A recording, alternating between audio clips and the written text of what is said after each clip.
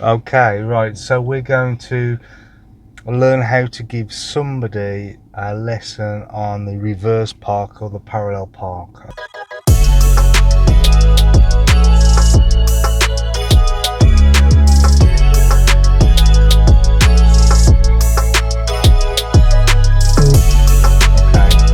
so the first thing I would do when I'm introducing this subject is ask the pupil.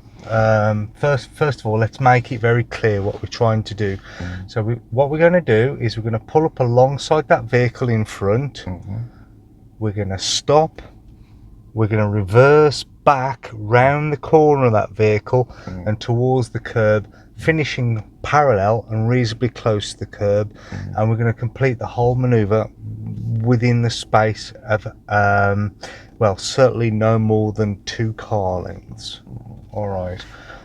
You might ask the pupil while you're sitting here a question: why do you think why do you think it is a useful exercise to be able to reverse the car into a gap like what we're going to do?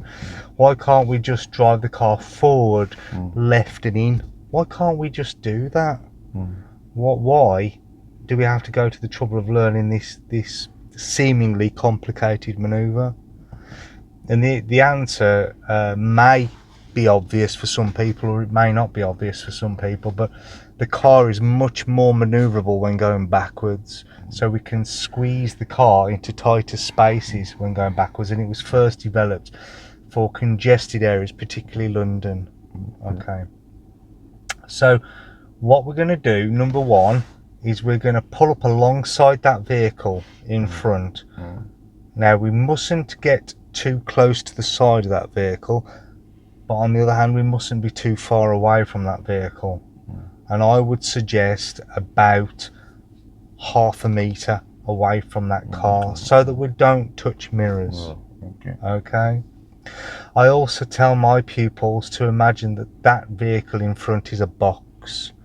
We're not concerned which way around that box is facing, whether the back lights are facing us or whether the front lights are facing us. It really doesn't matter. If you picture this like a box, it will always work no matter what. So we're going to pull up alongside that vehicle. Let's think about some of the things that could go wrong with that. How can we warn drivers coming towards us from in front, or particularly from behind us? How can we warn them that we are about to stop the vehicle and obstruct the road?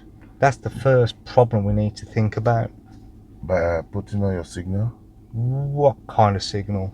Left signal. We could use a left signal.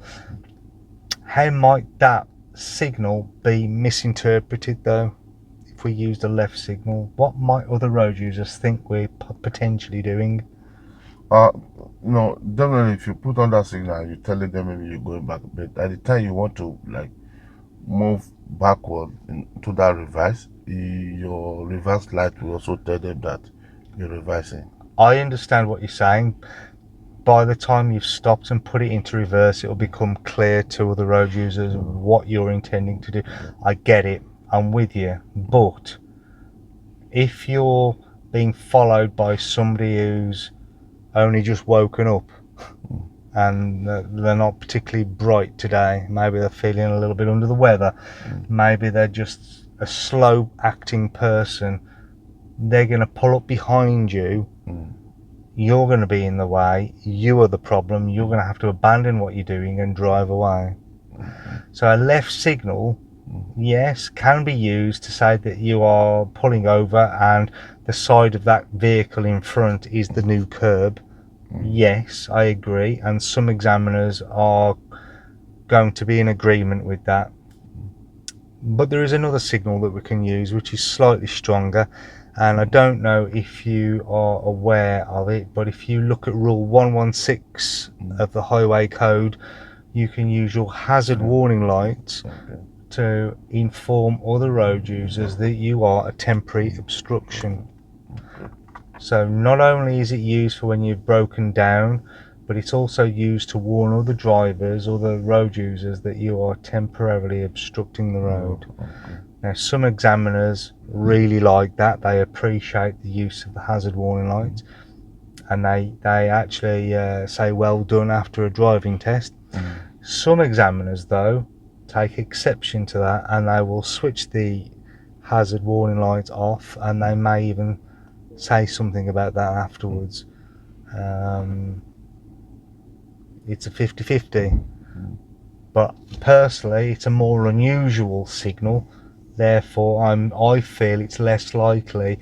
If somebody sees those hazard warning lights on the back of my car, it is much less likely that that person is going to come up right behind me. They're going to hang back wondering what's going on. Yeah. All right, so that's the first thing that we're going to do. We're also going to stop when our shoulder is in line with the furthest corner of that vehicle. Okay. So if you think of that vehicle like a box, my shoulder is going to stop when it's by the back lights of the car, because that Mini that's in front there is facing the wrong way around, isn't it? So that car, I'm going to line my shoulder up with the front of the furthest corner. Okay. And the reason I'm going to do that is because I need the back of my car a little bit further forward to begin with. Because sooner or later, when you start doing this manoeuvre, you are going to be doing a parallel part next to a vehicle much smaller than your vehicle. And this has become a reliable way of making sure that the back of our car is still a little bit too far forward. Right? I'm going to do that in a moment. We're then going to check all around and slowly bring the car back until the back of our vehicle is lined up with a corner of that vehicle that we're trying to get around. The way I judge this is I look over this shoulder, my left shoulder, and I'm looking at the seat belts on the back seat, and I'm going to line up my seat belts up with the corner of that vehicle that I'm trying to get around, i.e. the front headlights. I'm going to stop at that point, because before I start steering and I'm going to let the car swing out, I need to check all around to make sure it's safe to do so. What can go wrong? If you the vehicle being like, if I don't check, where do I need to okay, check, and what am I looking for? You're looking for pedestrian, you're looking for vehicle coming from the back or from the right. Why is it not sufficient just to check the door mirrors? Because the door mirror will not be able to cover your blind spot. Right. So very important check. We're going to be checking all around, particularly the blind spot, before we allow the car to swing out. And we're going to let the car come out to about a 2 o'clock angle. Make sure you speak to your students and make sure that they understand what that angle looks like. Get them to draw it for you if you want to. Some people will understand 45 degrees better. Some people will understand neither, and you'll need to find a different way to help them understand the angle. But we're going to get the car to a 2 o'clock angle, and then we're going to get our wheels straight, and all the time we're continually looking around for problems. Remember, when we're in the middle of the road, we are the hazard. We have got to be looking out and giving way to other road users. Once our wheels are straight, we're going to come back towards the curb, and I'm going to teach you a way to judge when we're close enough to the curb before we steer the other way. All right, and then we're going to finish with our wheels straight, reasonably close to the curb. And if any other vehicles are trying to get around us at this point, we're just going to stop. We're going to let them go. So it's a good idea to have the window down just a little bit so we can listen for movement. Okay, this is the demo now. So first gear, I've set the gas on the bite, and I'm looking around for any problems, and I'm slowly going to bring the car forward, staying in first gear, not too close, not too far away from this car. I'm going to put the hazard warning lights on now, so I've checked my mirrors, that was the signal, and I'm going to line my shoulder up with the furthest corner. I'm going to put my handbrake on, I'm coming off the brake, and I'm selecting reverse gear, and I'm turning the hazard warning lights off. I'm checking all around, and I'm finishing looking over my left shoulder, so I've checked from right to left. I'm going to release the handbrake, and I'm going to let the car roll back slowly until those back seat belts are lined up with the front lights of that car, which is about there. Handbrake back on for a moment.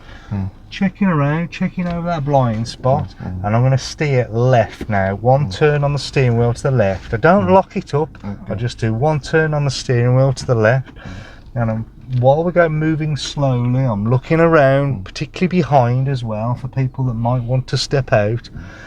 This is about 2 o'clock. You can imagine where 3 o'clock would be like that. This is about 2 o'clock, yes? We're almost aligned with the front of this. Okay, so you remember this now, okay? Now I'm going to steer the wheel the other way now. One turn to the right. Now my wheels are straight and I'm coming back in a straight line towards the curb. Now as I come back towards the curb, I will estimate we've got to stop about, there, say. If you look in that top mirror, can you see that the door handle looks like it's touching the curbstones? Yeah. For you, can you see that in that top mirror, the door handle looks like it's touching those curbstones? That's where you want to get your pupil to stop. Okay. Yeah. If you want to, take a picture of that so that you understand what you're looking at.